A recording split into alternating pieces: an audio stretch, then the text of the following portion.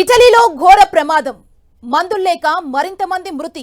UK visa fee పెంపు, పెడనకు పవన్ కళ్యాణ్, హైదరాబాద్ లో EC team. బయటకొచ్చిన Bandaru, ఢిల్లీలోనే షర్మిల, టీచర్ల బదిలీల్లో ట్విస్ట్, ఆసియా క్రీడల్లో గోల్డెన్ పంట. ఇలాంటి ఇంట్రెస్టింగ్ న్యూస్ ని సూపర్ ఫాస్ట్ 100లో చూద్దాం. లండన్ మ్యూజియంలో ఉన్న ఛత్రపతి శివాజీ వాడిన ఆయుధం వాగ్నక్ భారత్ కు తిరిగి రానుంది. 3 ఏళ్ల పాటు దానిని భారత్ లో ఉంచేలా విక్టోరియా ఆల్బర్ట్ మ్యూజియంలో మహారాష్ట్ర ప్రభుత్వం ఎంఓయూ కుదుర్చుకుంది. దీనిపై మహారాష్ట్ర మంత్రులు సుధీర్, ఉదయ్ సామంత్ సంతకాలు చేశారు. దీంతో లండన్ లోని ప్రవాస భారతీయులు సంబరాలు చేసుకున్నారు. 2025 నాటికి భారత వైమానిక దళంలో MiG-21 యుద్ధ విమానాల సేవలు నిలిపివేస్తామన్నారు air chief marshal V R Chaudhari. పాతబడిపోయిన ఈ రష్యన్ విమానాల సంఖ్యను తేజస్, LAC మార్క్ 1A విమానాలతో భర్తీ చేస్తామని పేర్కొన్నారు. ఇప్పటికే 83 LAC మార్క్ A1 విమానాల కోసం ఒప్పందం జరిగిందని, మరో 97 అదనపు విమానాల కోసం ఒప్పందం జరగాల్సి ఉందన్నారు.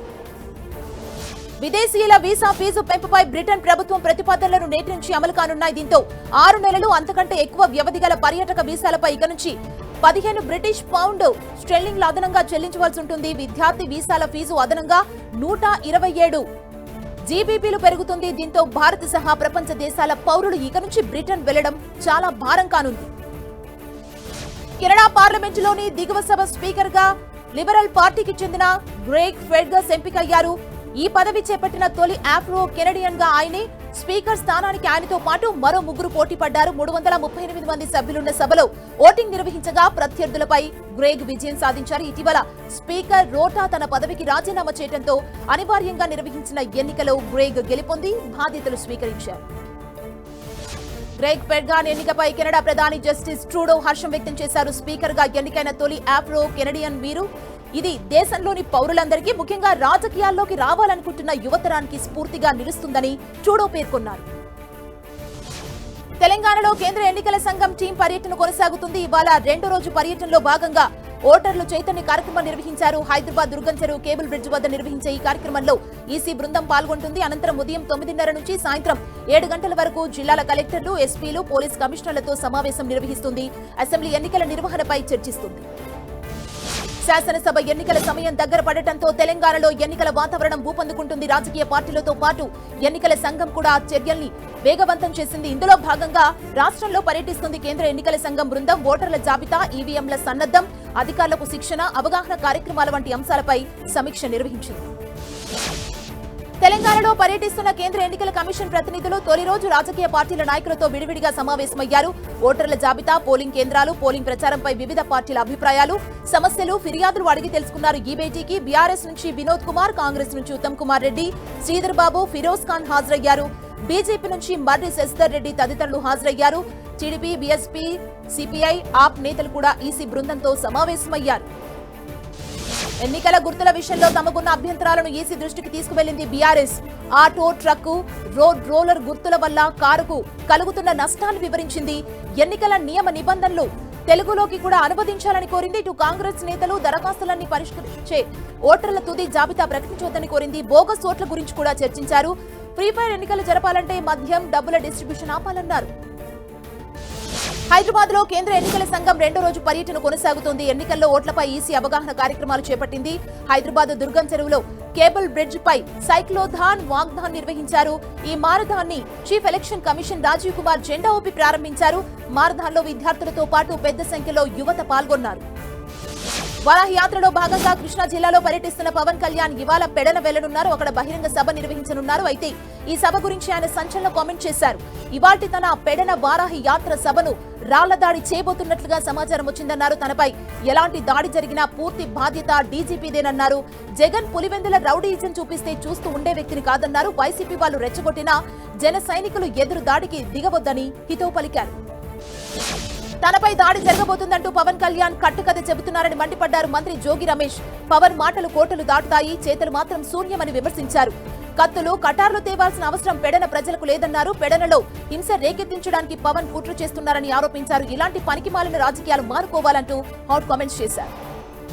పవన్ చేసే ప్రతి కామెంట్లపై తాను స్పందించాల్సిన అవసరం లేదన్నారు పురంధేశ్వరి. పొత్తులపై పవన్ ప్రకటనను, ఆయన అభిప్రాయాలను జాతీయ నాయకత్వం దృష్టికి తీసుకువెళ్తామన్నారు. పవన్ వ్యాఖ్యలు సహా పలు అంశాలు ఆంధ్రప్రదేశ్ బీజేపీ కోర్ కమిటీ సమావేశంలో చర్చించినట్లు చెప్పారు. టీడీపీ జనసేనపై మల్లాది విష్ణు ఫైర్ అయ్యారు. ప్రజలకు మేలు చేస్తుంటే బురద చల్లుతున్నారంటూ మండిపడ్డారు.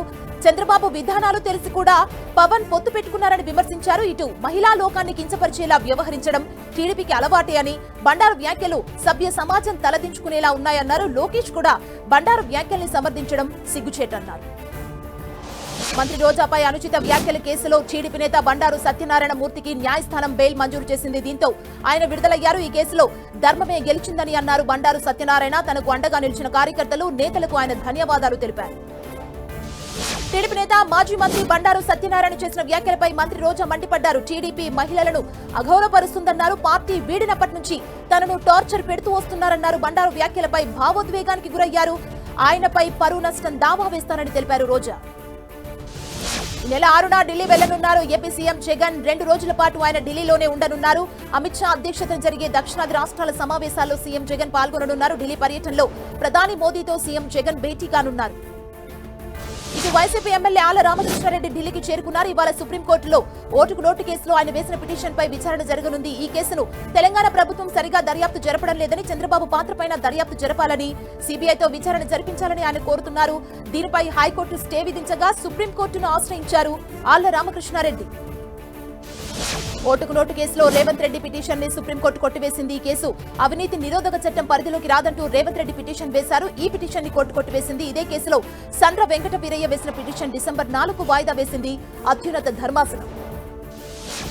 తెలంగాణలో 2 మల్టీ జోన్ల టీచర్ల పదోన్నతులను పక్కన పెట్టి కేవలం బదిలీలు మాత్రమే పూర్తి చేయాలని రాష్ట్ర విద్యాశాఖ నిర్ణయించింది. ఈ మేరకు బదిలీలకు సంబంధించిన షెడ్యూల్ ని సైతం రిలీజ్ చేసింది.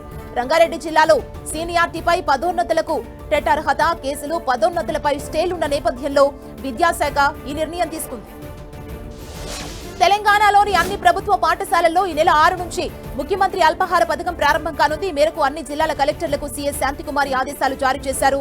బతుకమ్మ పండుగను పురస్కరించుకుని రాష్ట్రంలోని మహిళలకు బతుకమ్మ చీరల పంపిణీ, యువతలో క్రీడా నైపుణ్యాన్ని పెంపొందించేందుకు క్రీడా పరికరాల కిట్లను అందజేసే కార్యక్రమాలను ముమ్మరంగా కొనసాగించాలన్నారు. మేడ్చల్ జిల్లా బోడుపల్ మున్సిపల్ కార్పొరేషన్ లో 13 మంది ఉద్యోగులపై వేటు పడింది. ఆస్తి పన్ను, ఆదాయ రికార్డుల్లో 30 లక్షల రూపాయల మేర అవకతవకలు జరిగినట్లుగా గుర్తించిన అధికారులు ఓ రెవెన్యూ అధికారి, అకౌంటెంట్ తో పాటు 11 మంది బిల్ కలెక్టర్స్ ని సస్పెండ్ చేశారు. బీఆర్ఎస్, కాంగ్రెస్ లు ఒకరినొకరు సహకరించుకుంటున్నాయని ఆరోపణలు చేశారు ప్రధాని మోదీ. కర్ణాటక ఎన్నికల్లో కాంగ్రెస్ అధికారంలోకి రావడానికి బీఆర్ఎస్ డబ్బు సంచుల్ని పంపిందన్నారు.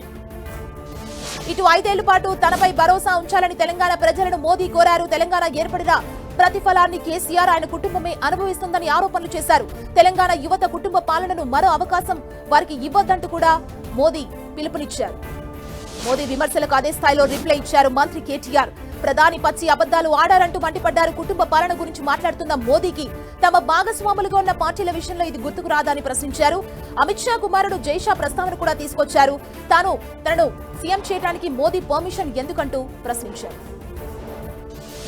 ఎన్నికలు గెలుపుపైన కౌంటర్ ఇచ్చారు కేటీఆర్. గత ఎన్నికల్లో 105 స్థానాల్లో డిపాజిట్ కోల్పోయిన బీజేపీ ఈసారి 110 స్థానాల్లో డిపాజిట్ కోల్పోవటం ఖాయమన్నారు. ఈసారి ఒక్క ఎంపీ సీటు కూడా రాదంటూ మోదీకి సవాల్ చేశారు. అదానీ వ్యవహారంలో జేపీసీ వేయటానికి ఎందుకంత భయమన్నారు. ప్రధాని జిత్తులు తెలంగాణలో సాగవన్నారు కేటీఆర్. అంతకుముందే మోదీని టార్గెట్ చేశారు మంత్రి కేటీఆర్. గాడ్సేను పూజించే దిక్కుమాలిన బీజేపీతో పొత్తు పెట్టుకునే కర్మ తమకు లేదంటూ మండిపడ్డారు. మహాత్మా గాంధీని చంపిన భారతదేశంలో మొట్టమొదటి టెర్రరిస్టు నాథురామ్ గాడ్సే అని, అతడిని ఆరాధించే పార్టీ దేశానికి అవసరమంటూ జగిత్యాల సభలో ప్రశ్నించారు. కేటీఆర్ ఏ సభకు వెళ్లినా విపక్షాలపై విరుచుకుపడుతున్నారు. ముఖ్యంగా మోదీ టార్గెట్ గా కామెంట్స్ చేస్తున్నారు. ధర్మపురి ప్రగతి నివేదన సభలోనూ కేంద్ర ప్రభుత్వాన్ని విమర్శించారు. 9 ఏళ్లలో బీజేపీ ప్రభుత్వం తెలంగాణకు చేసిందేమీ లేదన్నారు. మోదీ వ్యాఖ్యలకు బీఆర్ఎస్ నేత వినోద్ కుమార్ కూడా కౌంటర్ ఇచ్చారు. తమకు ఎవరితో పొత్తు ఉండదన్నారు. తాము ఎన్డీఏలోకి వెళ్తామన్న ప్రతిపాదనలను ఇన్నాళ్లు మోదీ ఎందుకు చెప్పలేదని ప్రశ్నించారు. ఎన్నికల సమయంలోనే ఎందుకు చెప్పాల్సి వచ్చిందన్నారు. బీజేపీ నేత డీకే అరుణపై సైతం కేటీఆర్ కౌంటర్ ఇచ్చారు. ప్రధాని మోదీ కేసీఆర్ బండారం బయట పెడితే అంతగా ఎందుకు ఉలికి పడుతున్నారని ప్రశ్నించారు. కేసీఆర్ ని ఫైటర్ గా చెప్పడానికి సిగ్గులేదా అని అన్నారు. కేటీఆర్ వ్యాఖ్యలు దొంగనే దొంగగా అన్నట్లుగా ఉందన్నారు. కేసీఆర్ గురించి ప్రధాని మోదీ చెప్పింది నిజమే కావచ్చన్నారు బీజేపీ నేత విజయశాంతి. ఎన్డీఏలో చేరేందుకు కేసీఆర్ ప్రయత్నాలు చేసుండొచ్చంటూ ట్వీట్ చేశారు. 2009లో మహాకూటమి పేరిట కమ్యూనిస్టులతో కలిసి పోటీ చేసిన కేసీఆర్ కౌంటింగ్ డబ్బాలు కూడా తెరవక ముందే ఎన్డీఏ ర్యాలీకి హాజరైన ఘటనను ప్రజలు మరోబోరన్నారు. బీఆర్ఎస్ బీజేపీది ఫెవికాల్ బంధం అన్నారు టీపీసీసీ అధ్యక్షుడు రేవంత్ రెడ్డి. కాంగ్రెస్ పార్టీ మొదటి నుంచి చెబుతున్నదే మోదీ చెప్పారంటూ ట్వీట్ చేశారు. కేసీఆర్ ఎన్డీఏ పంచన చేరాలనుకుంటున్నారని, కేటీఆర్ ను సీఎం చేయాలనుకుంటున్నారన్నది వాస్తవమేనన్నారు. ఇప్పటికే మోదీ కేసీఆర్ చీకటి మిత్రులే అన్నది పచ్చి నిజమని విమర్శలు చేశారు. అటు మోదీ కామెంట్స్ తో తాము చేస్తున్న విమర్శలు నిజమని తేలిపోయిందన్నారు కాంగ్రెస్ ఎంపీ మాణిక్యం ఠాకూర్. కేసీఆర్ మోదీతో పని చేయాలని అనుకున్నారని, కేటీఆర్ ని సీఎం చేయాలని భావించారనే విషయం తేలిపోయిందన్నారు. విమర్శలు ప్రతి విమర్శల మధ్యే ప్రధాని మోదీ నిజామాబాద్ లో పలు అభివృద్ధి పనులకు శంకుస్థాపన చేశారు. విద్యుత్, రైలు, ఆరోగ్య రంగాలకు సంబంధించి 8,000 కోట్ల విలువైన ప్రాజెక్టులు ప్రారంభోత్సవాలు శంకుస్థాపన చేశారు.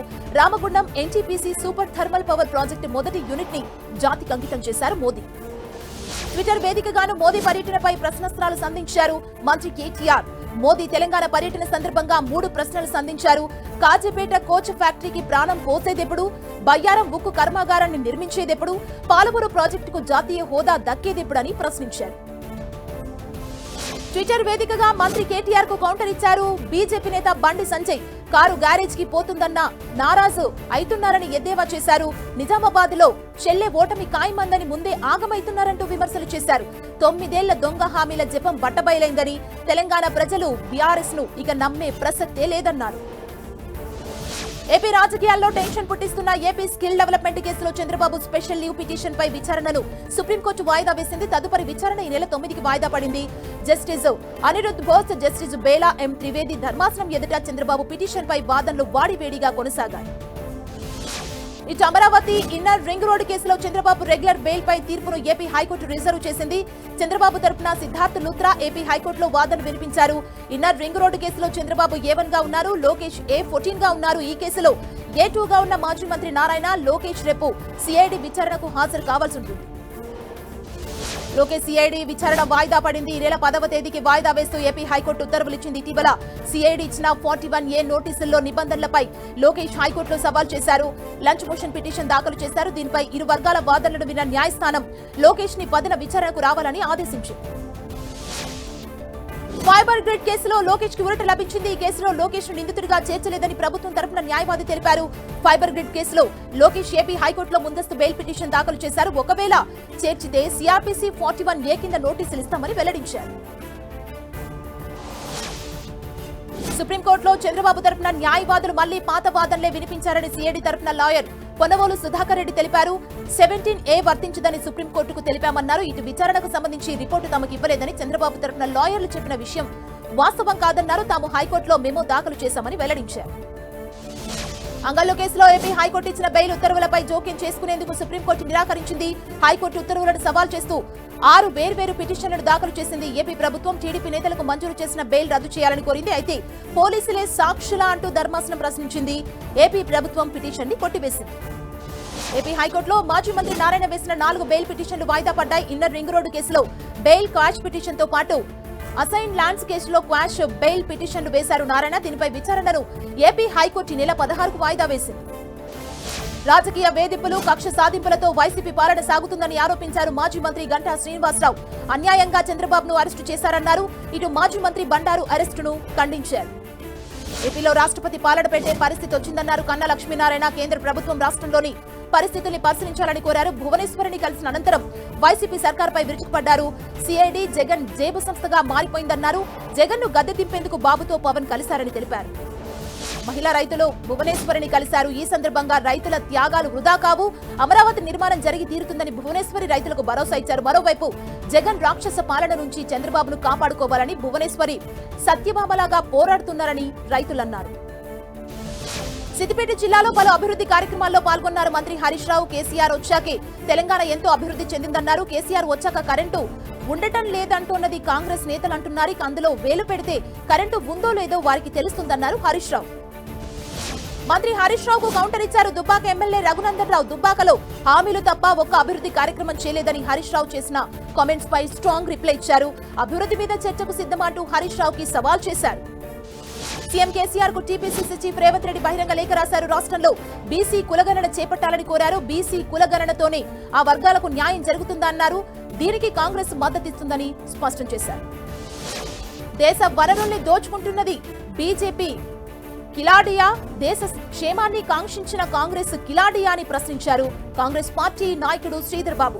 దేశ యువతకు ఇచ్చిన హామీలను బీజేపీ తుంగలో తొక్కిందన్నారు. వైఎస్ఆర్టీపీ అధ్యక్షురాలు షర్మిల ఢిల్లీలో మకాం వేశారు.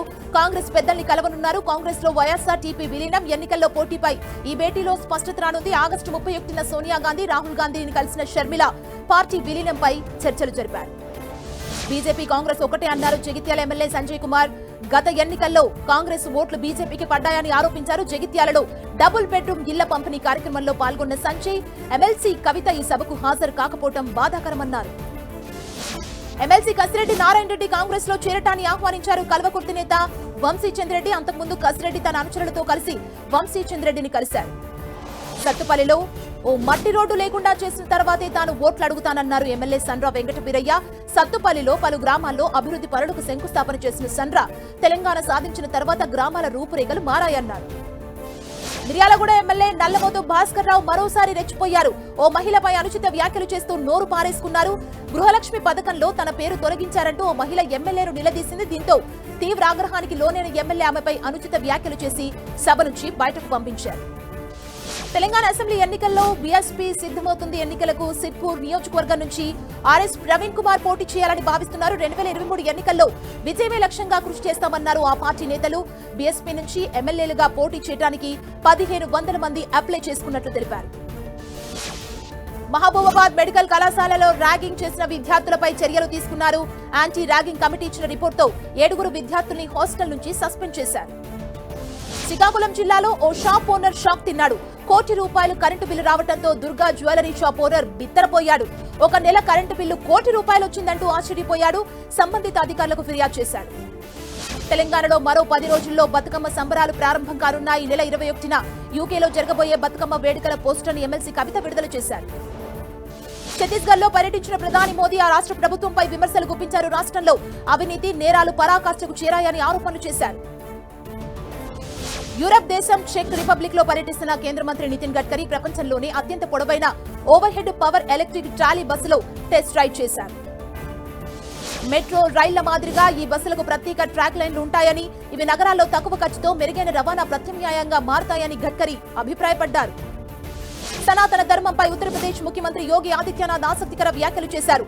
సనాతన ధర్మం ఒకటే మతమని, మిగతావన్నీ వర్గాలు, పూజా విధానాలని అన్నారు. తృణమూల్ కాంగ్రెస్ నేతలు ఢిల్లీ జంతర్ మంతర్లో భారీ నిరసన చేశారు. కేంద్ర ప్రభుత్వం రాష్ట్రంపై వివక్ష చూపుతుందని ఆరోపిస్తూ ఆ పార్టీ ఎంపీలు, నేతలు ఆందోళన నిర్వహించారు. బీహార్లో కులగణన పూర్తి చేసిన నితీష్ కుమార్ ప్రభుత్వం ఇదే అంశంపై ఆల్ పార్టీ మీటింగ్ నిర్వహించింది. దీనిపై పార్టీల అభిప్రాయాన్ని తీసుకుంది. న్యాయపరమైన సర్వీసుల్లో రాష్ట్ర ప్రభుత్వ నిర్వహణలో లా కాలేజీలు, యూనివర్సిటీల్లో ఆర్థిక బలహీనత వర్గాలకు 10% రిజర్వేషన్ కల్పిస్తామని బీహార్ ప్రభుత్వం వెల్లడించింది. రామసేతు జాతీయ వారసత్వ స్మారక చిహ్నంగా ప్రకటించి ఆ ప్రాంతంలో గోడ నిర్మించాలని కోరుతూ పిటిషన్ దాఖలైంది. దీనిపై విచారించేందుకు సుప్రీంకోర్టు నిరాకరించింది. ఐటీ దిగ్గజ కంపెనీలు కీలక నిర్ణయం దిశగా అడుగులు వేస్తున్నాయి. ముఖ్యంగా కోవిడ్-19 లాక్డౌన్ కాలంలో తీసుకొచ్చిన వర్క్ ఫ్రం హోం విధానానికి స్వస్తి పలికేందుకు సిద్ధమవుతున్నాయి. చంద్రయాన్ 3 ప్రయోగం దాదాపు పూర్తయినట్లే కనిపిస్తోంది. చంద్రుడి ఉపరితలంపై రాత్రి సమయంలో నిద్రావస్థలోకి వెళ్లిన విక్రమ్ ల్యాండర్, ప్రజ్ఞాన్ రోవర్లను యాక్టివేట్ చేయడానికి ఇస్రో చేస్తున్న ప్రయత్నాలు ఫలించడం లేదు. కెనడా ప్రభుత్వానికి భారత్ అల్టిమేటం జారీ చేసింది. ఖలిస్తానీ ఉగ్రవాది హర్దీప్ సింగ్ నిజ్జర్ హత్య తర్వాత భారత్, కెనడా మధ్య ఉద్రిక్త వాతావరణం నెలకొంది. ఈ క్రమంలోనే భారత్ లో కెనడా దౌత్య సిబ్బందిని తగ్గించుకునేందుకు కేంద్రం ప్రయత్నిస్తోంది. ఖలిస్తానీ ఉగ్రవాది నిజ్జర్ హత్య కేసులో కెనడా దర్యాప్తునకు భారత్ సహకరించాలని అమెరికా మరోసారి సూచించింది. భారత ఆర్థిక వ్యవస్థ వృద్ధి అంచనాలను ప్రపంచ బ్యాంకు వెల్లడించింది. 2023-24 ఆర్థిక సంవత్సరంలో 6.3% వృద్ధి నమోదు కావచ్చని పేర్కొంది.